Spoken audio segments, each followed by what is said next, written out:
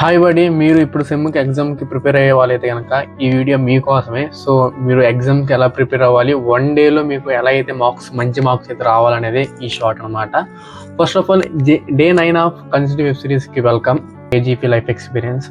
So ఈరోజు ఏంటంటే ఎగ్జామ్స్కి ముందు ఒక్కరోజు వస్తాయంటే మీరు కొన్ని థియరీస్ అండ్ ఫార్ములాస్ అయితే అప్లై చేయాలి. సో వింటానికి కొంచెం ఇబ్బందిగానే ఉంటుంది, అర్థం కాకపోవచ్చు, బట్ అర్థమైతే మాత్రం వండర్స్ అయితే మీరు క్రియేట్ చేస్తారు.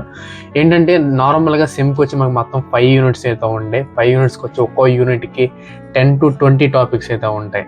కానీ మనం ఇందులో 30/70 రూల్ అప్లై చేస్తే పక్కాగా మీరు పాస్ అయితే అవుతారు. మార్క్స్ కూడా కొంచెం మంచిగానే వస్తాయి అన్నమాట. ఫస్ట్ ఆఫ్ ఆల్ 30/70 రూల్ ఏంటంటే మీకు ఎక్స్ప్లెయిన్ చేస్తాను.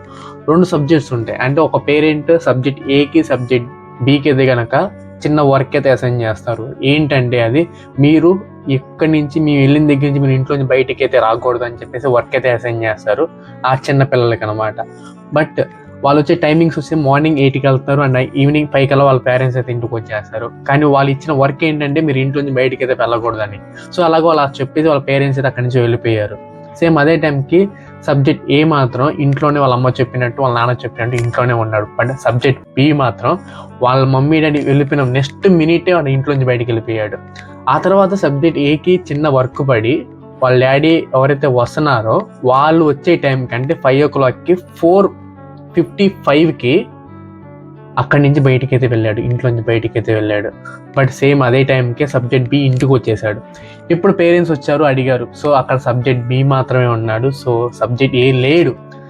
ఇప్పుడు ఈ ఫార్ములా ఏంటంటే మీరు 80% ఎంత హార్డ్ వర్క్ చేసినా, అంటే మనోడు ఏ చేసినట్టుగా మార్నింగ్ నుంచి వాళ్ళు వచ్చే 5 minutes ముందు వరకు ఇంట్లోనే ఉన్నాడు. కానీ ఇంట్లో పేరెంట్స్కి ఏంటి, వీడు లేడు అనేది అర్థమైంది.